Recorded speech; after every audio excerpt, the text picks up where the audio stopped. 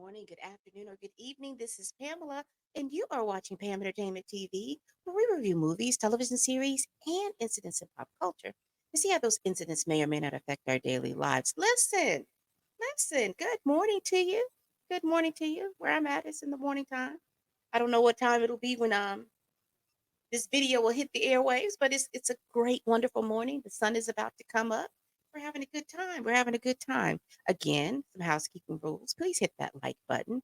Also, if you care, please share this video on your social medias. Also, subscribe. Once you subscribe, you'll be open to a plethora of movies and television series that I have reviews. And also, since the writer's strike, you will be uh, inundated with a bunch of pop culture chats that I have done on anything from celebrity lawsuits, good Lord, and any little thing that's going on in the community that we feel like may or may not affect our daily lives. Go back through my pop culture chat or my celebrity legal news tabs on my channel and enjoy yourself. All right, people. I came across this article from Rotten Tomatoes and I wanted to kind of go over it. We're going to spend about a few minutes doing that. It talks about the most anticipated movies of 2024. Now, I will tell you there's a couple of genres that I don't really get down into. Uh Horror being one of them. Uh I guess I'm a scaredy cat. I don't know. But if I go with someone to the movies with that, then I think I'm better because, like I said, there's somebody else. But that's just pretty much not a genre I get into. There are some movies in that realm that I do like because I've watched them years and years and years and years ago. And like I said, they don't affect me like that. But that is not a genre. But what I wanted to do is kind of go over what Hollywood is about to put out for us for the year of 2024. So let me share my screen. Let me share my screen. Here we have it. This is an article written by James Gregby, and it talks about the most anticipated movies of 2024. Now, I will tell you this, there's some movies on here that I am anticipating that I do want to see and I do want to review. There are some that are not. Those that are not, I'm just kinda gonna go through them. And, so let's just get into it. Let's get into this. Let's get into it. So, it talk about they break it down for months, so that's what we're gonna do. Uh, I wanna read this particular blurb to you. Just as Hollywood seems to be recovering from its pandemic woes, the industry had to contend with both WGA and SAG-AFTRA strikes, which caused production delays and shifted big release dates. But we finally moved past that, and 2024 is nigh upon us, bringing with its exciting superhero movies, a highly anticipated musical adaptation, George Miller's return to Mad Max, a third Avatar, and much, much more. So let's see what's going on. So we're in the month of February right now. So in January, it was greatly anticipated for Mean Girls. That was directed by Arturo Perez and Samantha Jane. This is a spin from Mean Girls with what was her name? Oh, I can't think of what her name is right there. I see her with the little red hair. But though it may look like a remake of the 2004 comedy, this new interpretation is not that. Written by Tina Fey, this is an adaptation of the stage musical Mean Girls, which itself is an adaptation of the original movie. So that reminds me of Color Purple because Color Purple had a movie, and then they had a stage play, and then recently here in December they had a movie which was an adaptation of the stage play.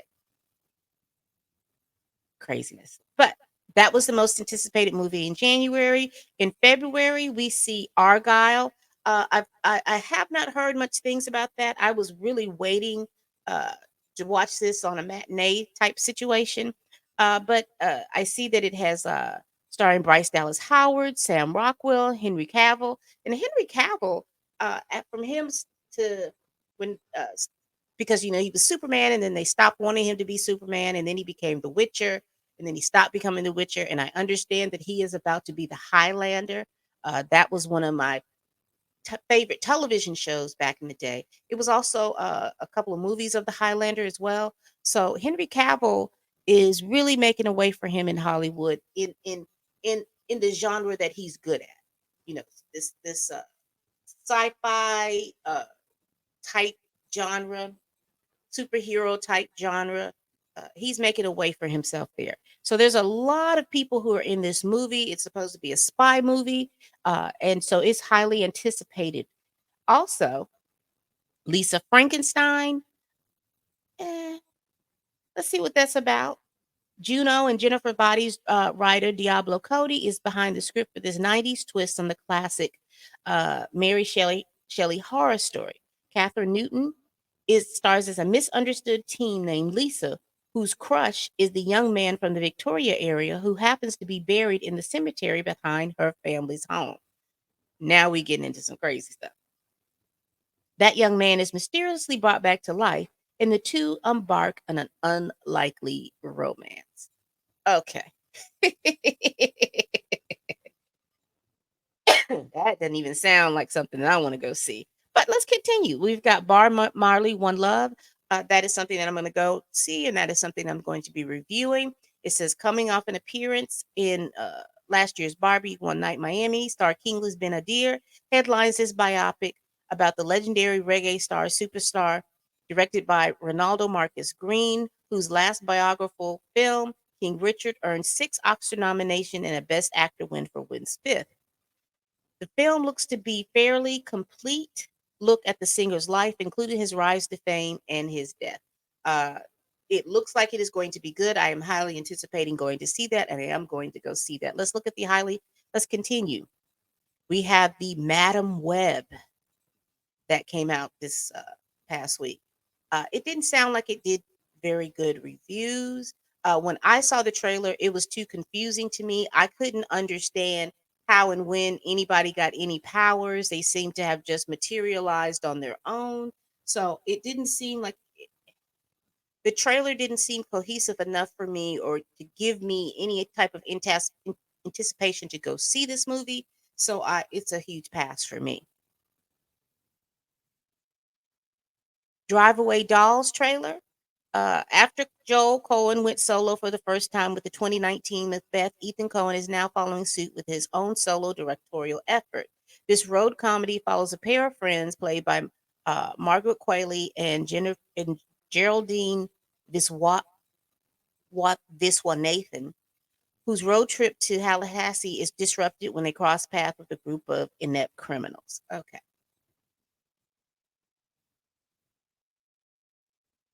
Stop motion trailer. For anyone bemoaning the lack of original horror films, which, by the way, you think you could find if you look for them, we have this gem that originally premiered at last year's Fantastic Fest. Directed by Robert Morgan, who co wrote the script with Robert King, the film centers on a stop motion animator who suddenly becomes obsessed with her latest film when a neighbor suggests the addition of a monstrous new character. Okay, this right here. This right here. Dune, part 2. I am so highly looking forward to that. I saw the first one, the original Dune that had a Sting in it back so many, many, many years ago. I remember watching that on television. It was so much, when I watched it again and compared it to the first part one of Dune. I think they tried to put too much in one movie. I think they tried to put too much in one movie. I enjoyed the first one because it told a story, a cohesive story that I could follow. I was very invested in the characters. People were highly anticipating Zendaya in this movie, but Zendaya in part one didn't play a huge role, but it looks like she's going to be playing uh, a little bit more of her role in this movie. So I am highly anticipating Dune. Dune comes out in March.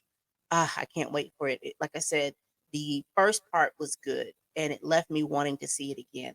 So I am very highly anticipating. Imaginary trailer, no, it's just a no for me. This is a horror flick, it's a no. We've got Kung Fu Panda. Uh, when my nephew was younger, these types of movies were high on our list. He's gotten older. This is not anything that he wants to see. However, the last Kung Fu Pandas that we did watch, they were highly enjoyable. Uh, I don't know if I'd go to the movie to see him now, but I definitely probably would check it out. The other ones were highly enjoyable, and I don't see this not to be enjoyable as well. We've got Roadhouse coming out, opening in March. We have Arthur the King trailer coming out. This is going to be starring Mark Wahlberg. Uh, we'll see. Ghostbusters, this is the thing that bothers me about Hollywood. A lot of times, and now don't mishear me. I know Hollywood has to do things to make money, and Ghostbusters and those types of franchises bring people out and they bring a lot of money in. But I will tell you, the last two Ghostbusters that I saw from them, I wasn't impressed. I didn't like them, so I'm not looking forward to seeing this one as well. It's just it's a money maker. I don't know how profitable it'll be, but I know that it is a money maker. This right here, Godzilla versus Kong, the new Empire trailer, this right here, coming out on March 29th, my butt will be in a seat. I tell you all, and I think I've told you all before, that watching Godzilla during Christmas time, during the Christmas holidays, was always a tradition in my family. And I have been watching Godzilla since I saw Godzilla minus one. I have been watching the Godzilla movie Kong franchise. I think I've watched it every week. One of the movies. If it's not Godzilla King of the Monsters, if it was not Godzilla, if it's not Godzilla versus Kong, I have watched one of those three movies. Skull Island. I have watched one of those movies every week just in anticipation of this. I even watched the Monarch series on Apple TV. So I am just really trying to keep myself hyped up for this in this MonsterVerse. I don't know about anybody else, but I have just been thoroughly pleased with the MonsterVerse. I did, like I said, my favorite Godzilla movie, Godzilla Minus One. I think I enjoy Godzilla being the ass of the show. I truly do. I enjoy him being the ass of the show. So I don't, he's gonna be he's the hero or the antagonist in the MonsterVerse, but I just enjoy him being the butt. But I am looking forward to this. So let's move into April. What do we have coming out in April? We have the Monkey Man. It says if the poster for Monkey Man makes it look like a horror film, you might be surprised to learn that it's actually a John Wick style action filler set in Mumbai. Not only that, but it marks Dev Patel's feature directorial debut, and he also co-wrote it. And he stars in the film as an underground bare knuckle fighter who embarks on a vengeful rampage through the city's corrupt underbelly. Interesting, interesting. I do like to watch uh, international films because I do think a lot of times I love to see someone else's world perspective on things. And so I may check this out. I may check this out. Civil War trailer. What is this about? Fourth film sees the United States plunge into a civil war. The film's official depiction describes it a race to the White House in a near future America balanced on the razor's edge. And the trailer showcases a number of provocative images. So get ready for this one to be controversial, even if we can all agree that Nick Offerman would make a great president. Interesting. Interesting. Are they piggybacking on what's going on in the country now? That's going to be interesting. Let's continue. Again, this is like a horror film. Abigail, not really interested in that. The Ministry of Ungentlemanly Warfare trailer. Ah, it's a Guy Ritchie film. We may. Challengers. So we got Zendaya, Josh O'Connor, and Mike Fass. Zendaya headlines the latest film from Luca Guadagnino, which centers on relationships between tennis prodigy turned coach Zendaya, the struggling former champion who is her husband, and his former best friend, who happens to be her ex-boyfriend. Child, that sounds all right, Zendaya. It sounds like you're getting a lot of stuff. The Fall Guy. Huh. About stuntman. Oh, yeah. Because there used to be a television show called The Fall Guy. I think Lee Majors played in it.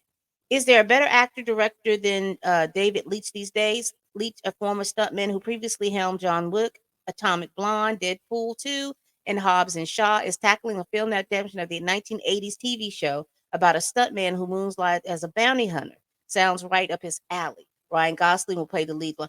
Okay, so I want to look at that. The Fall Guy, I used to watch that on TV because it used to come in reruns. But Lee Majors played the Fall Guy, and it was a very good TV series. And so I'm anticipating this. Uh, this sounds like it's going to be good. I think Hollywood is pulling from old stuff that worked. Looks like on television. But we also know that when they make movies from popular TV shows, sometimes it doesn't work. We saw that with Starsky and Hutch. We saw that with Chips. We saw that with 21 Jump Street. So it looks like they should be taking this one a little bit more serious because it's a lighthearted, funny type. It was a lighthearted, funny type series, but this is interesting. This is interesting. So what we're gonna do, we are here to May. We're gonna get to June, and then we're going to stop it, and then we're gonna do another video from June to December. All right, so let's continue down to May. We've got Back to Black. Now, this is supposed to be about Amy Winehouse. Now, I was introduced to her music after she passed, and her music, just wonderful. She was a wonderful singer.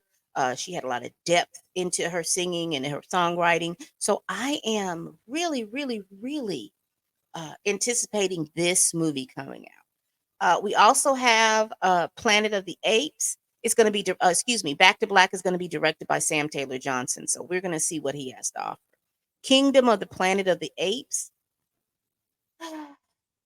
Caesar, the chimpanzee who led the apes to world domination, died at the end of 2017's War of the Planet of the Apes, the third film in the reboot of the trilogy, the classic sci-fi franchise. Y'all remember, or you probably don't, but Planet of the Apes used to be again, I used to watch it on TV in reruns, but it was a popular 1960 series, and so they have revamped it. But anyway, however, there's more monkey business to be had.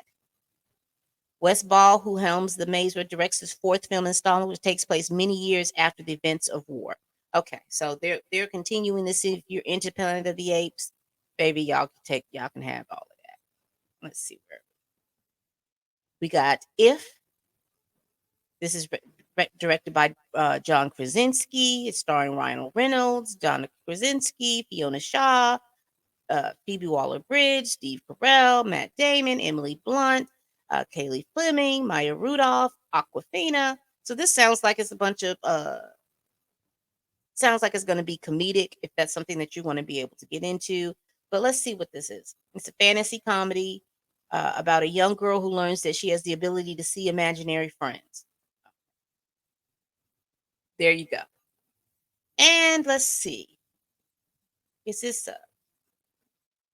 Furiosa, a Mad Max saga? So is this a prequel? Ann Taylor-Joy will play a younger version of the war-rigged driving badass Imperial Furiosa in this prequel to Mad Max. Okay. So those of you all that were into Mad Max back in the day, this is a prequel. I'm hoping that they do it justice. And then for the little kiddies, we've got the Garfield movie. If you understand who Garfield is a lovable cat. He started off in the comics. Then he had a very wildly successful television show, kid television show, and now they're making a series of movies. So what do you all think of the movies that we've seen from uh, January to May? I think these are movies that you all are going to be wanting to watch. Let me know. All right, people. We're going to do part 2 from June to December of what's anticipated in the movies from 2024.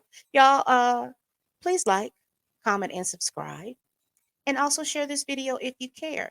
Please tell a friend, tell a kin, tell a coworker, tell that helper that you can't stand that I'm over here making these videos, child. And I will meet you all in part 2. Bye-bye.